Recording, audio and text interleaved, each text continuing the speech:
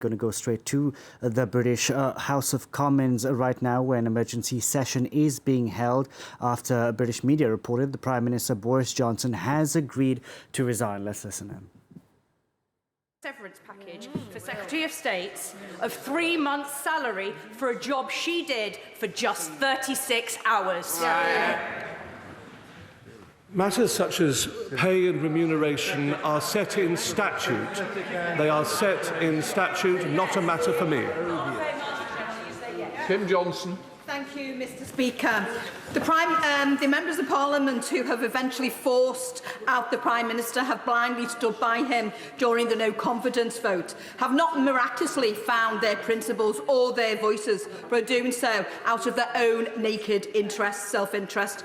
Does the Minister agree with me that a damaged and flailing Prime Minister should go immediately and not hang around like a bad smell until the Tory conference in autumn? It says here.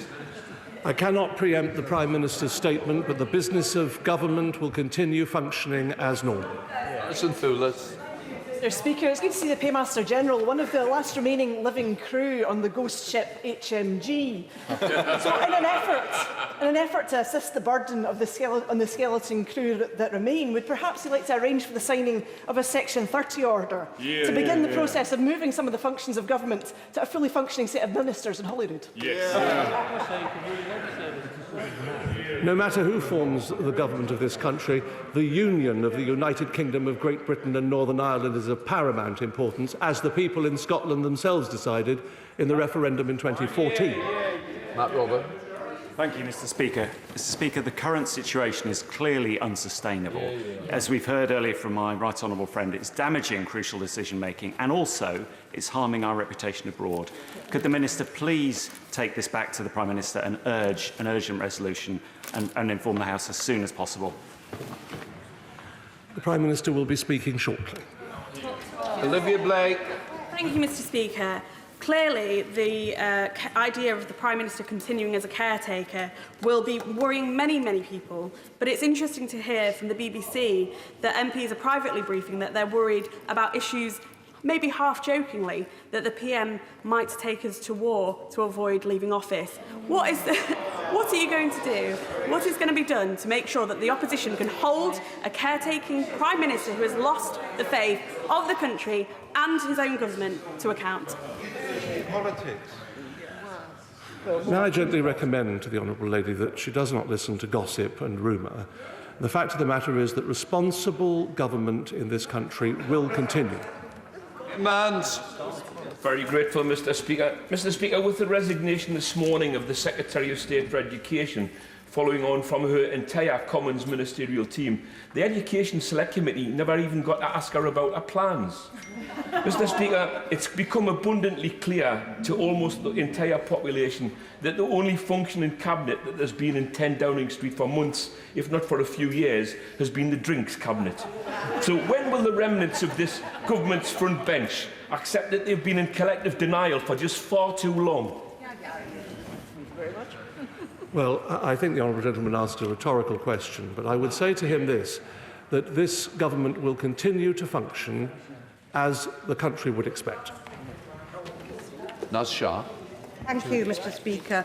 Looking at many Tory MPs in the lobbies and everywhere, looking at them, I'm using this word sadness.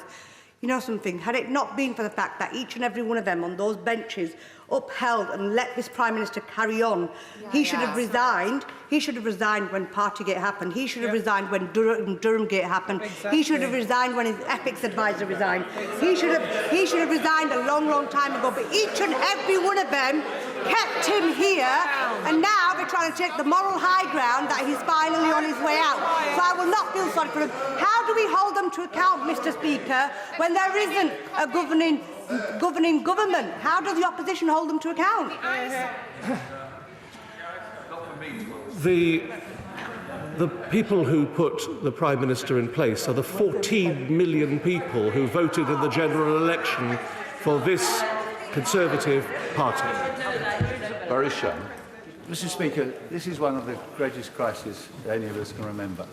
And in the national interest, surely, even for a short period of time, till the recess, we should work across benches to sort this crisis. And I don't want any laughter here, Mr. Speaker, but I have a great deal of experience in education. There's no education minister on a short-term period. I will be very happy to help. But unpaid, Mr. Speaker, unpaid. But this, our constituents would want us across benches to work together, forget this petty politics and get this government working again.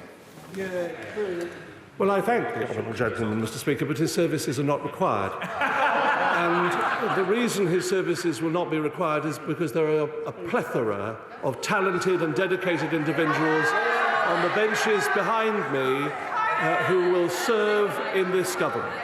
Thank you very much, Mr. Speaker.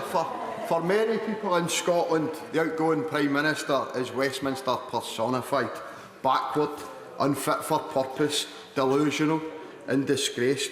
And now, just like the union he is the Minister for, he is isolated, broken, bereft of ideas, and his time has come. The party is over. So can he tell me, will there be a leaving do in number 10 tonight? Because we'll be raising a drink in Coatbridge, Chrysler and Bellsill. Well, Mr. Speaker, I don't think there's any serious answer expected from that frivolous question. Andy Slaughter. Thank you, Mr. Speaker. Given a majority of government MPs now say the Prime Minister lacks the integrity and honesty required for that post, can the Minister explain what is the basis for the Prime Minister staying in post for a further 3 months? I would recommend that the honourable gentleman awaits a statement which is due from the Prime Minister shortly. Margaret Greenman. Thank you very much, Mr. Speaker. The Minister will be aware that our constituents contact us about extremely important matters, and they contact us when they've explored every other avenue to get a resolution to their problems. And we write to ministers on their behalf. And I'm extremely concerned on behalf of my constituents about what this means, not only for the casework that we have already sent to ministers, some of it of extreme importance for people's actual health and survival, but also going forward. It's untenable that the Prime Minister stays on until the autumn. Would the Minister please explain to me how it is that we can have a situation where there is no functioning government, but the Prime Minister thinks he can stay on?